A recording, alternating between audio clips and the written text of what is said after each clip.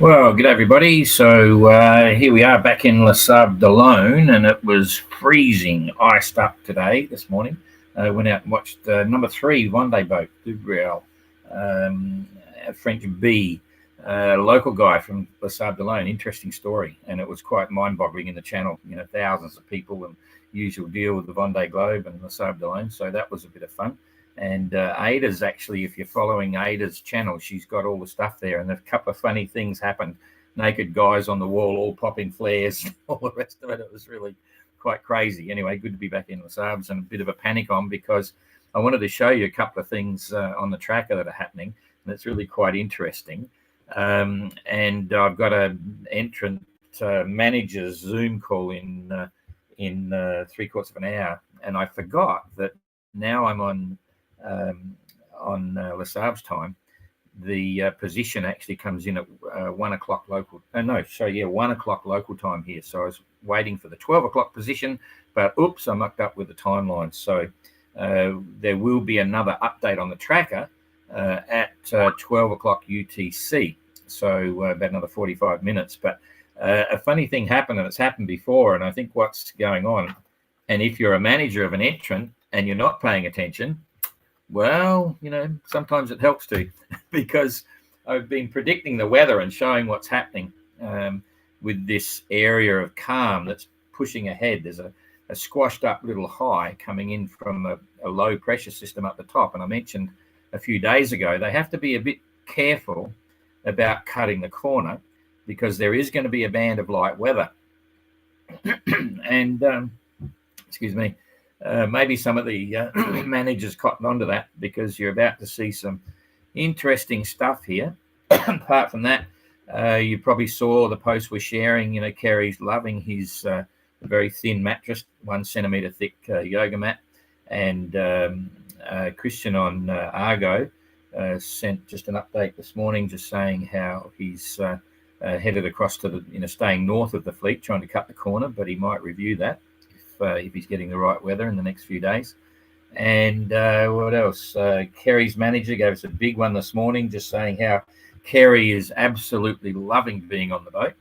He's just sailing mainsail and jib, which I find surprising in a way because that's just him. He's a good sailor. He knows how to manage the boat very well.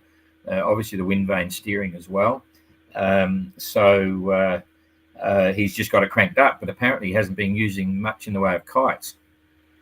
So I'm pretty sure he's got the A7, which is the heavy, smaller one, and I would have thought that's going to help the wind vane a bit, but he's still keeping the speed up, so he knows what he's doing. But the main one is he's having a ball, and so are the others. You know, we're very clear to detect that Renaud is still cooking lovely meals, and his hydrovane is doing all the work, no rest for the wicked there.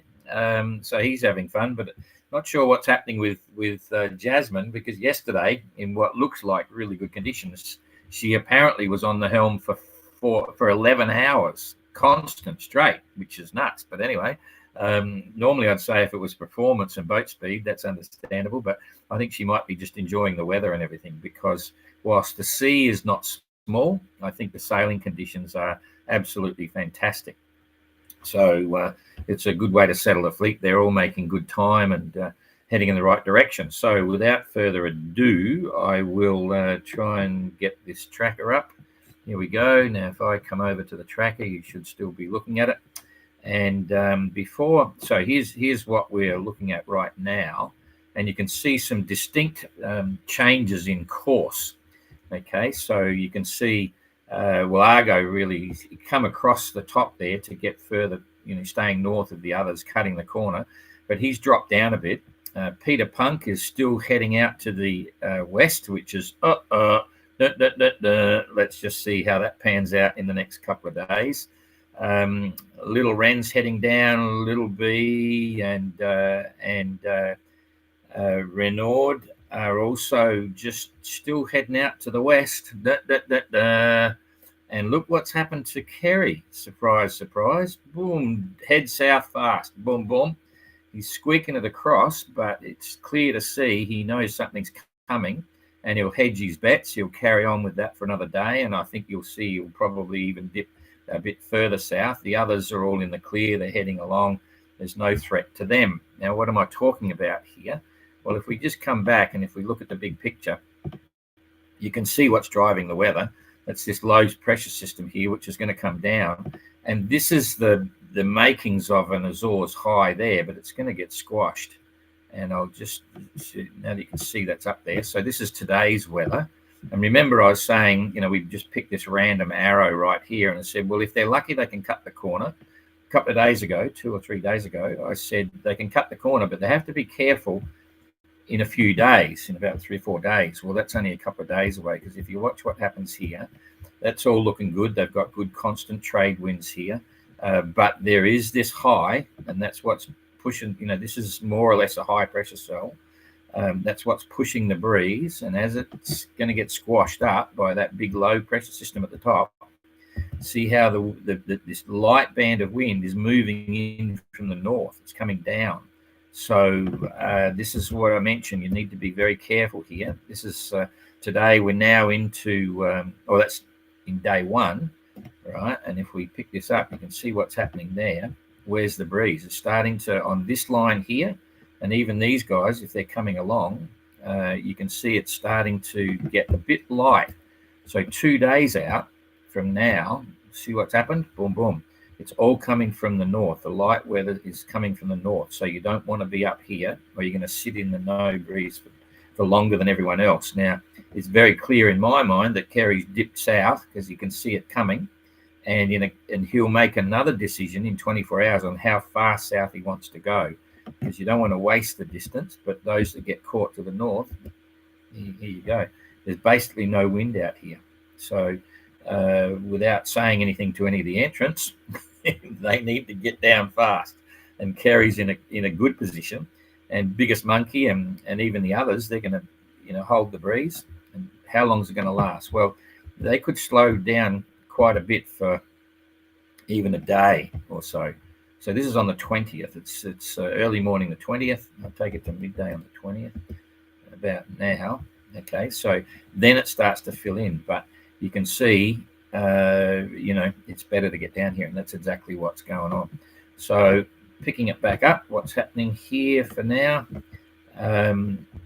Argo doing pretty good time in this weather, 5.3 knots. He's done 115 miles in the last 24 hours, which is respectable. There's always this target between 100 and 120. If you're too far under that, maybe as long as there's breeze, maybe something's going on. So Peter Peeler did 98 miles in the last 24 hours. So she's lost a bit of ground to Argo.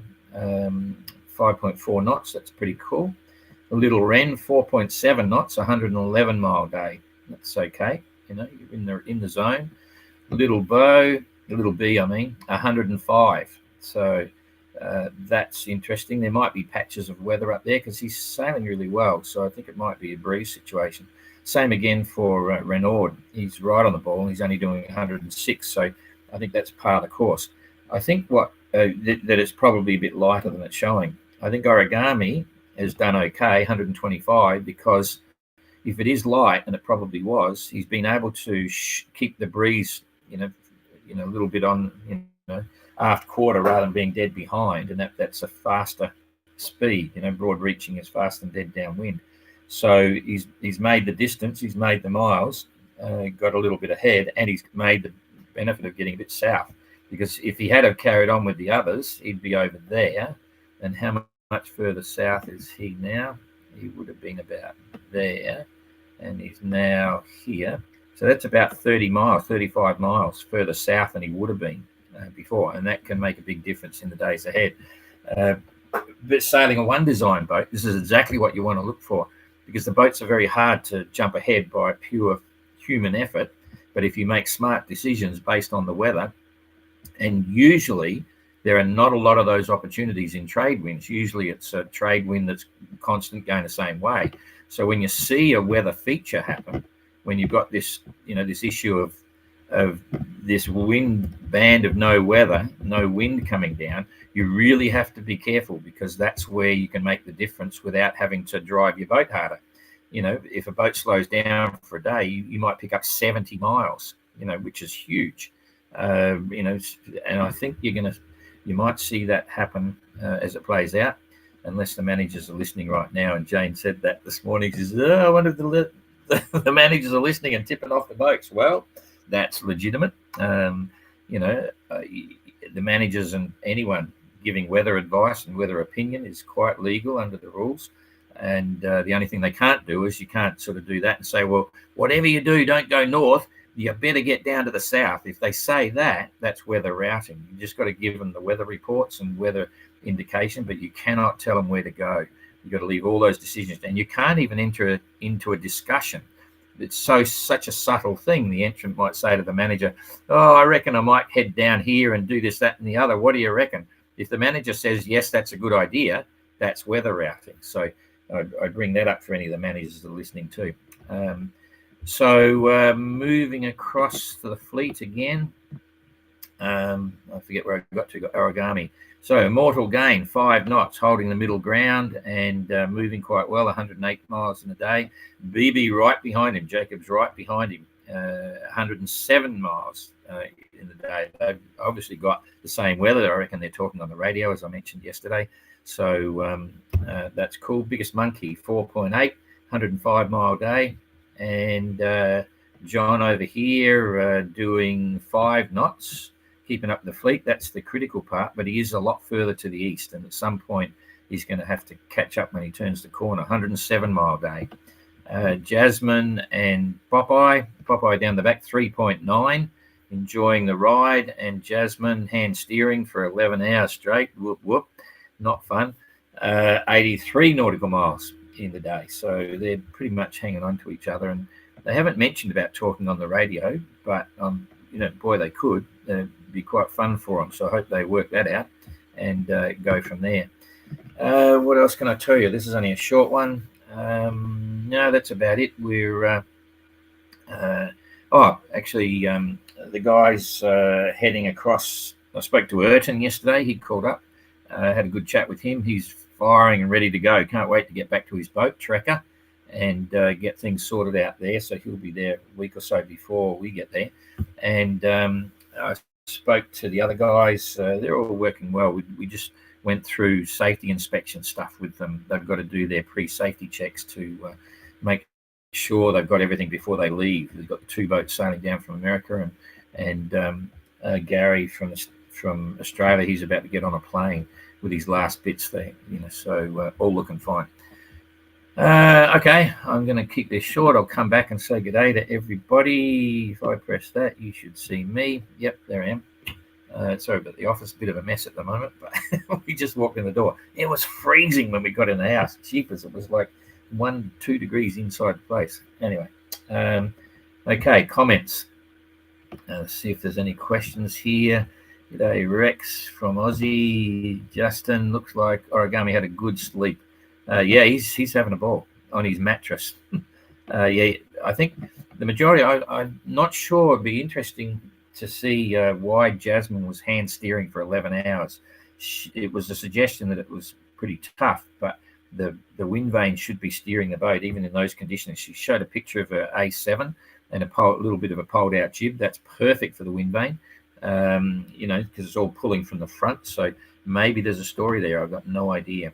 G'day, SV Sienna, sailing on Baltic Sea. Hello, Christine. Greetings. I saw that about the. I'll try and get you the link, Christine. I just saw that message when we got in very late last night. Hello from La Sable d'Olonne. Hello, Rex Wolf. I'm there. Ayrton Biscardi's exciting racing. Yeah, it's good. Everyone's learning. So, Rex, what's the lowest wind strength that the boats can maintain the 5+ knots? Well, that's a tricky one. It's always always a complication. Not so much the wind strength, because then it comes down to the direction, whether you're going to windward or close reaching or on the beam or from direct behind. So I always say as long as there's enough wind to sail, you're going to get those speeds. So to sail at 5 knots, if it's right behind you and you've got your biggest kite up, you can probably make 5 knots in about 12 to 15 if it's right behind you. And then as it comes around on the beam, if you've got your asymmetric up and it's on the beam, you get sort of 8, 9 knots, 10 again. It's so many variables there. It's hard to say. But the boat will very happily and very easily sail, at that sort of 100 mile a day, which is only really 4 knots. It's only making an average of 4 knots. So it's a bit hard to say. I often get asked about polar performance data, polar diagrams for the 580, and I just have a bit of a giggle when I get asked that question, because it's not the sort of boat that you sail with polars, because it's not that sort of performance boat. You're probably carrying a lot of weight, all that sort of thing, and there's just so many variables for the events that we run. Now, if you want to do club racing and you throw everything off the boat so it's really light, and remove your reefing gear, if you've got a head sail reefing gear, and put hanks on or something like that for club racing, then you could probably develop polars. But you're still not, all that'll do is let you sail the boat as efficiently as you possibly can. But it's not going to make the boat any faster, and it's not really a super fast boat. You will get the appropriate handicap if you're club racing, which makes it really fun. And as I often say, you can design very easily a much faster 5.8 meter boat.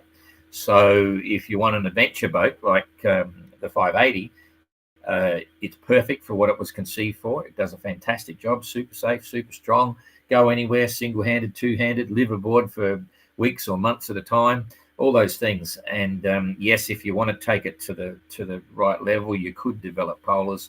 And take Kerry, for instance, if he wanted to develop polars for origami, you could do it, but I could just about guarantee you he never has, because you sail it with your sensors, and the polar diagrams you'd have to put in the weight factor every time you did something. So I digress a bit there, but so that's it. Do the boats truly plane apart from surfing down waves? You can make them plane. You can see from Kerry's situation, he's got a huge amount of weight on the boat.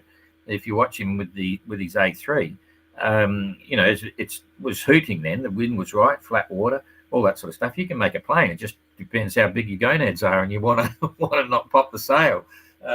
That's again a factor of the skipper and the conditions at the time.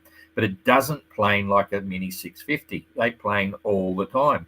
They'll be doing 15, 17, 18, 20 knots, all that sort of stuff, because they just scoot on the surface. But you need autopilots for that. That's not what we're about. So yes, the boat will absolutely plane. Get the weight off it, get the wind up, stick your sails up, hang on, go for a ride. But you don't do that for ocean stuff. Hi Bruce. Wow. Rex. John might do okay if the wind softens from the north. Yeah, but I think you'll find the guys in the middle are still going to drive a bit harder. John's doing okay. He's having fun. Hi from Philippines. Mate Gary from Oz has entered the race, and I'm so following. Cool.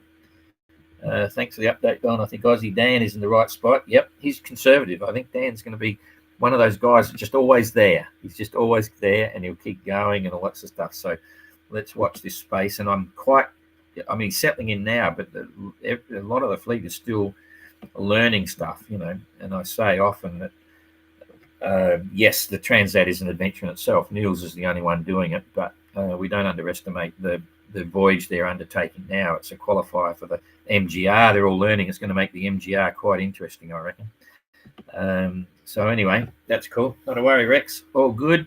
So I'm out of here. I got to go and find a faster internet to do this Zoom thing now. So just a quick one, and watch what happens at the next position update in about half an hour. It'll be interesting to see what Kerry does. But I think what he's going to do is he'll hold that. He's obviously watching the weather, and sometime, by late afternoon today, he'll make his decision whether he wants to dip a bit further south or just try and hold it. He doesn't want to go too high, but you don't want to go too low either.